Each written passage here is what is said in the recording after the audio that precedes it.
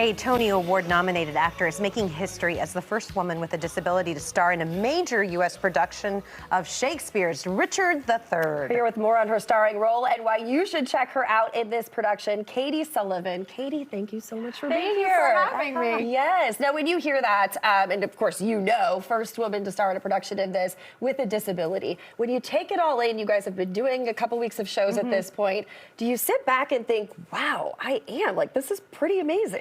It's an amazing opportunity and experience to play this character. To begin with, I think for any actor, it's one of his, Shakespeare's greatest villains, and that's just so delicious to take on. But to do it as the first woman with a disability, to do it in this way is extraordinary, and it's humbling. You can't walk on stage with that every night, though. Like, in your mind, you have to set that aside. Yeah, we're going to ask about your approach. Like, every actor has their own method, but, how did you decide to approach this character? Both Ed and I wanted to approach him from a place of strength, because I think that the thing that a lot of performers that aren't disabled that bring to this character, they focus so much on what Richard can't do and the disability, instead of focusing on the fact that he was a warrior. He killed a king in, history. He was a force to be reckoned with, and to shy away from that was not something that we wanted to do. So you saw this kind of villain character as more powerful. For anybody who may not know, Richard III, what's this kind of brief synopsis on this story? These Cliff's notes, all you need to know is that Richard desperately wants to be king, and unfortunately he has multiple family members that are standing in his way, and he is willing to do whatever it takes to get there. It seems that you're somebody just in your own life's journey, has not let anything stand in your way. Did you start out acting, or did you start out with, athletics? Honestly, I went to my first audition. I begged my parents to go to my first audition when I was 12. So, all I've ever wanted to be was an actor.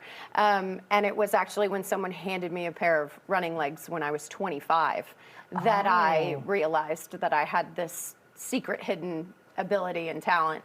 And so the athletics part of my life is really the random chapter. Random chapter. Yeah. Oh my gosh, to be talented in two areas. Not only that, but incredible. on TV too. You've been on Dexter. It's just unbelievable. Is there anything that you haven't dipped your feet in yet that you want to?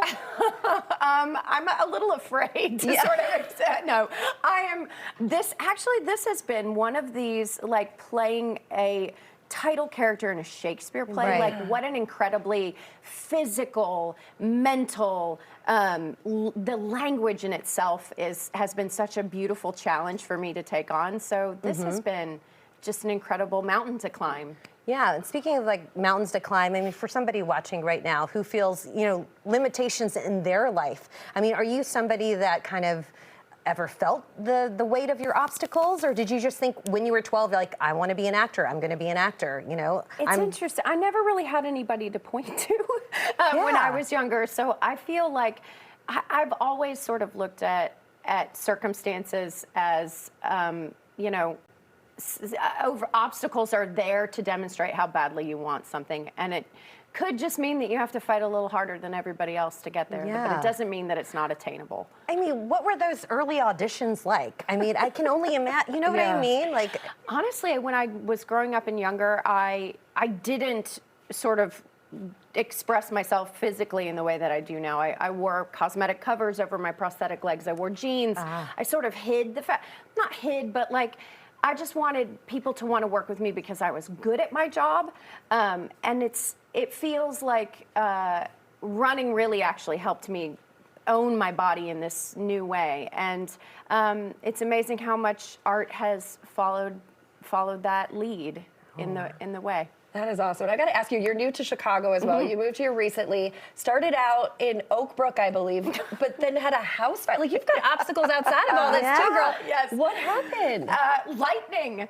Unbelievable. We're living in Oak Brook. We hit we moved here for family reasons, and we're back and forth to New York, but we moved here and 8 months into being here, lightning struck our building and it burned to the ground, which, it was, you could look at it like some horrible omen, and we just said, well, we've been wanting to buy a house for a long time, so maybe love that was that. the universe just saying, buy the house. It's time. Buy the house. Oh Yeah. my goodness. Oh, well, we are so happy you're here in Thank you. Chicago. Likewise. Yes, so appreciate Stunning, it. yes. Yeah. For more on Chicago Shakespeare Theater's production of Richard III, head to chicagoshakes.com. Katie, thank you so much for being My with us. pleasure. Really appreciate it.